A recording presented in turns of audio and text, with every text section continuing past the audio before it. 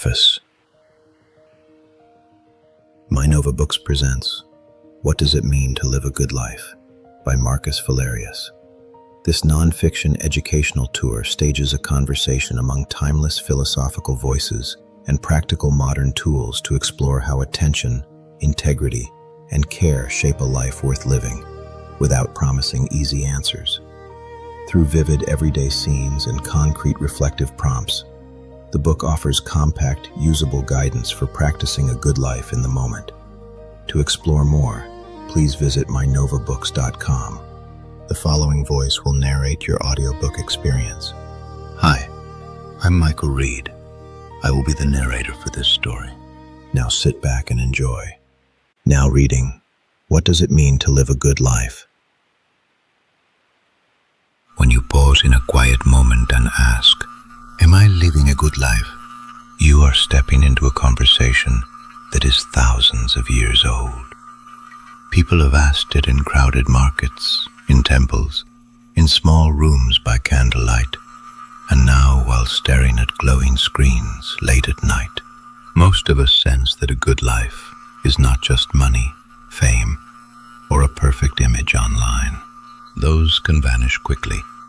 What we really long for is something deeper, meaning, purpose, and a steady inner peace that can survive both good days and bad.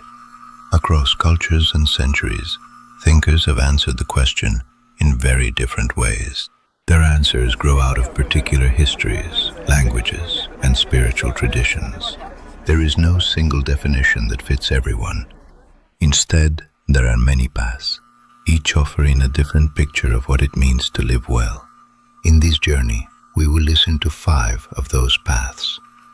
Aristotle's vision of eudaimonia, or human flourishing, the Stoic focus on inner governance and what we can control. Eastern traditions such as Taoism and Buddhism, with their emphasis on harmony and letting go. Enlightenment and modern Western views, Kant's duty, existentialist freedom, and utilitarian concern for consequences. Contemporary reflections that blend older wisdom with tools like minimalism, mindfulness, and positive psychology. Think of these traditions as 5 voices sitting in a circle. None has the final word, but each offers a lens you can use to examine your own life and choices. Picture a warm courtyard in ancient Greece. You sit with a friend at a wooden table, books open, when your friend leans in and whispers, "The teacher is grading on a curve. If we share answers, we both get ahead. No one gets hurt. Are you in?" You feel a tug between loyalty and honesty. For Aristotle, a good life is a life of eudaimonia, deep, long-term flourishing, not just bursts of pleasure. Happiness is not a mood, but an activity of the soul in line with virtue over an entire life. We become the kind of people we are by what we repeatedly choose. The path to this life is the cultivation of virtues such as courage, generosity, honesty, and practical wisdom. Virtue often lies in a golden mean between extremes. Courage between cowardice and recklessness.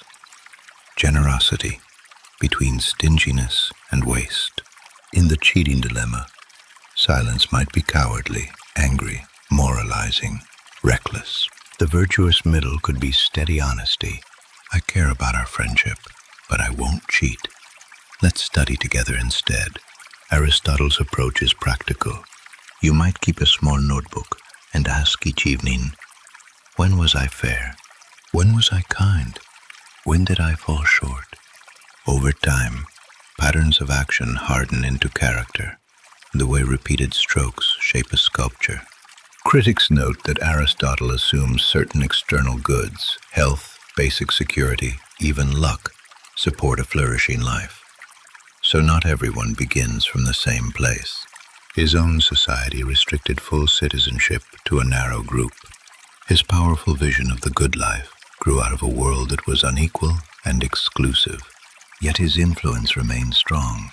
Modern research on habits, character strengths, and long-term well-being often circles back to a eudaimonic picture, using your abilities well, contributing to community, and living in line with your values over time. In short, for Aristotle, the good life is a lifetime of practiced character, choosing well again and again until it becomes who you are. Shift the scene. You are on a crowded bus, late for an exam or interview. Traffic stalls. Your mind races. I'm going to be late. This always happens. Why today? Your heart speeds up, though nothing you do can move the bus.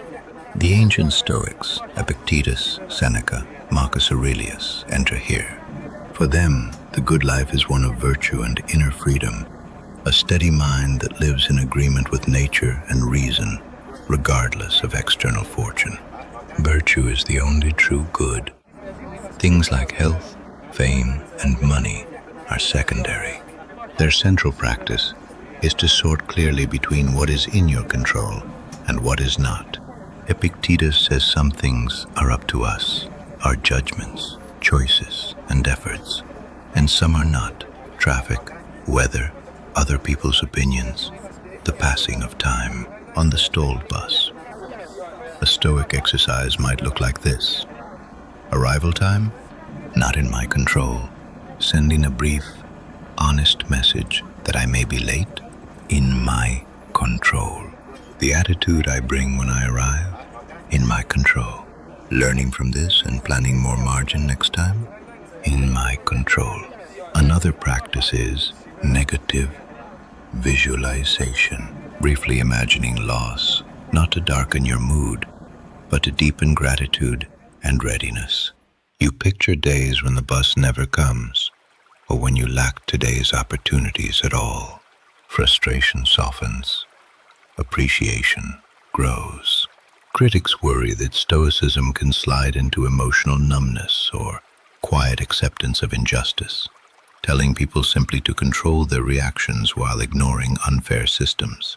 Modern Stoics reply that true Stoic virtue includes justice and courage, and can support steady, wise effort to change what can be changed. Today, Stoic ideas show up in cognitive behavioral therapy, resilience training, and everyday advice like, focus on what you can control.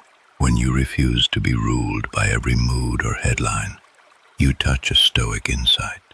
For the Stoics, then, a good life is grounded in inner governance, putting your effort where it truly counts, and meeting the rest with as much wisdom and courage as you can. Now imagine a quiet footbridge over a slow river. Leaves drift by. A branch catches on a rock, then gently slips free. You remember a recent argument that keeps replaying in your mind. Part of you wants to push harder to prove you were right. Part of you is simply tired. Taoist and Buddhist traditions, though distinct, both invite you to see the good life in terms of harmony, awareness, and letting go of rigid clinging. In Taoism, the good life means living in harmony with the Tao, the underlying way or pattern of the universe. Instead of forcing life to match your plan, you align with a larger flow. A key idea is Wu Wei, effortless action, or non-forcing, moving like that branch in the river, using the current instead of thrashing against it. You feel Wu Wei in a conversation that unfolds naturally, or in a simpler schedule that leaves room to breathe. Buddhism links the good life to awakening and the reduction of suffering. Life includes suffering. Suffering is tied to craving and clinging. There is a possibility of release, and there is a path that leads in that direction. That path includes wise understanding, ethical action, and mental training through mindfulness and compassion. Returning to the argument, a Buddhist-inspired practice might begin with noticing. Anger feels like heat in my chest. Hurt feels tight in my throat. You breathe. Watch these sensations arise and pass, and remember that both you and your friend want to be seen and safe. From there, You may apologize, listen more carefully, or give space.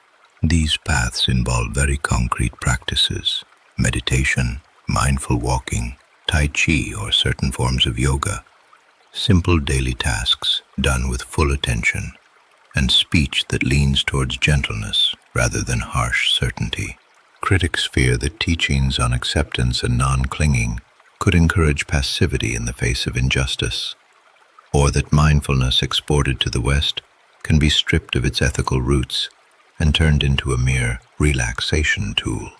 Practitioners respond that genuine letting go includes letting go of greed, hatred, and delusion, the drivers of injustice, and that compassion can motivate clear, non-hateful action. Today, Taoist and Buddhist ideas ripple through global culture in mindfulness programs, short verses about flowing with life, and reminders to come back to the breath. In these Eastern paths, a good life is one of attuned presence, moving with the flow when you can, letting go of what you cannot keep, and cultivating compassion and clarity along the way. Step now into more recent centuries. In a quiet room, you pick up a wallet someone dropped on the sidewalk. No one saw you. Inside is cash and an ID with a nearby address. For a moment you feel the pull of temptation. Immanuel Kant would say, "This is a moment for duty." A good life, for him, is guided by moral law principles. You give yourself through reason. His famous test, the categorical imperative, asks, "Could I will that everyone act as I am about to act? If not, I should not do it." You imagine a world where everyone keeps what they find. Trust would vanish. Returning the wallet passes Kant's test. Keeping it does not. Kant also insists you must treat people as ends in themselves, never merely as tools. The owner of the wallet is not just a face on a card, but a person with a life that matters. Years later, another scene. You sit alone, staring at a message that could change your life. A job in another city, a hard decision about a relationship, a chance to speak up for a cause. There is no rule book that tells you exactly what to do. You are free, and that freedom feels both heavy and open. Existentialists like Jean-Paul Sartre and Albert Camus step in here. They claim life has no fixed meaning built into it. We are condemned to be free. We cannot escape choice. Yet through our commitments to people, projects, and values, we create meaning. Instead of asking, "What script was I handed?" the question becomes, "What kind of person will I choose to become?" Now widen the scene to a crowded community meeting. The town budget is limited. Some argue for improving the park, others for mental health care, others for student support. Every option helps some and leaves out others. Utilitarianism suggests that right actions are those that tend to produce the greatest overall well-being and the least suffering. You imagine who will be affected by each choice, not only now but over time, and try to support the option that most improves lives in a deep, lasting way. These Enlightenment and modern currents offer several guides. Follow moral rules you could ask of everyone. Own your freedom by choosing meaningful commitments, and pay close attention to how your actions affect others. They also face critiques. Kantian ethics can feel rigid and overlook emotion. Existentialism can drift toward loneliness if it forgets community. Utilitarianism can seem to justify harming a few for the sake of many, or reduce life to numbers. Yet all three continue to shape debates about rights, identity, policy, and everyday moral decisions. From here, return to the noisy present, buzzing phones, crowded calendars, constant notifications. Many people feel pulled thin. Out of this pressure, practical movements have grown that mix older wisdom with contemporary research.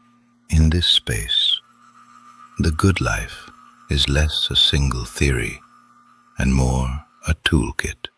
Ideas from Aristotle, the Stoics, Eastern paths, and modern ethics are combined with psychology and social science. Instead of one answer for everyone, you are invited to run small, honest experiments in your own life. 3 such tools stand out: minimalism, mindfulness, and positive psychology. Minimalism means choosing to own fewer things and say no to activities that do not truly matter, so you have room for what does. Cleaning a closet, turning off non-essential notifications, or dropping one obligation to make time for family or creative work can all be minimalist acts. This echoes the Stoic refusal to be ruled by possessions, and Aristotle's focus on what really contributes to flourishing. Mindfulness, rooted in Buddhism but now widely studied, means paying deliberate, non-judging attention to the present. It might be as simple as feeling your feet on the floor, noticing your breath, or tasting your food without a screen. A small pause before reacting to a text can give your wiser self space to respond. Positive psychology studies what helps people thrive: gratitude, strengths, close relationships, meaning, and accomplishment. Practices like writing down 3 good things, investing in friendships, or using your strengths at work connect directly with older ideas about virtue, purpose, and community. These tools also have limits. Minimalism can become a stylish brand, mainly for the comfortable. Mindfulness can be turned into a way to make people work harder, instead of questioning harmful conditions. Positive psychology can slide into pressure too.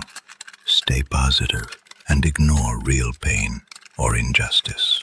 Used with honesty and social awareness, however, they can help translate deep wisdom into daily life. To see how all these voices can meet, return to an ordinary but uncomfortable moment. You sit at a desk and notice a mistake you made, an error in a report, an email sent to the wrong group, a shortcut that may cause problems later. Your stomach tightens. You could hide it and hope no one notices, or admit it and face embarrassment, extra work, maybe worse. Aristotle asks, what kind of character are you building? Hiding the mistake practices cowardice.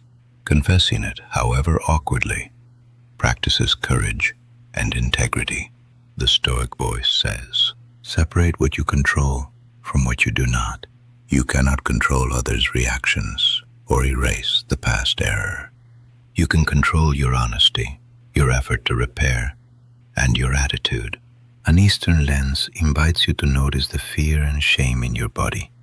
Hold them with gentle awareness and act from compassion for everyone affected, including yourself, instead of clinging to an image of never being wrong. Kant asks whether you could will a world in which everyone hides their errors. You likely could not. Trust would vanish.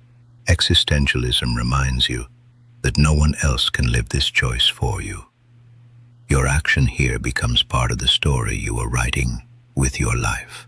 A utilitarian view asks which option will, in the long run, reduce harm and support the well-being of all involved. Contemporary tools back you up. Minimalism suggests clearing enough time to fix the issue properly. Mindfulness gives you a breath before you speak. Insights from positive psychology help you see this as a chance to practice resilience and reinforce trust. So you walk down the hallway, explain the mistake, accept the reaction, and offer to repair the damage. It may feel awful for a moment, but over time, actions like this weave together virtue, inner steadiness, mindful presence, respect for others, and concern for the common good. Several shared themes emerge. All 5 perspectives care less about how things look from the outside, and more about the quality of your choices and awareness. All encourage some blend of integrity, attention, and care for others. They differ in where they place the emphasis on character, inner control, non-clinging, rules and freedom, or measurable well-being, but they all treat the good life as something you practice, not something you simply possess. To hold this in mind, you might keep a few questions ready for real situations. Aristotle: with this decision, which virtue am I strengthening or weakening?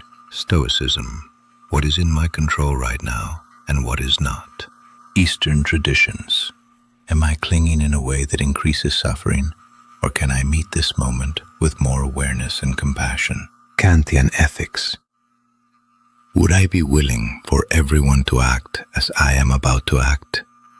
And am I treating each person as an end in themselves? Existentialism: what kind of person am I choosing to become with this decision? Utilitarianism: who will be affected and how will the well-being change? Contemporary practice: what small, concrete step today would move my life toward deeper meaning, connection, and care? You will not answer these perfectly. No one does. But returning to them again and again is already part of living a good life. It keeps the conversation open between you and the many voices that came before you. When one tradition feels especially persuasive, you might gently ask, what would the others say here? That question keeps the circle of voices alive and your own judgments flexible rather than rigid. In the end, the good life is not a puzzle you solve once, but a question you live into over time through countless small choices shaped by your circumstances, communities, and the values you grow into and share with others. End of What Does It Mean to Live a Good Life? Outro. Thank you for joining us and completing What Does It Mean to Live a Good Life, written by Marcus Valerius and narrated by Michael Reed. We appreciate your time and curiosity as you explored the ideas within this book. For more outstanding selections, please visit mynovabooks.com. We look forward to sharing more inspiring stories with you soon.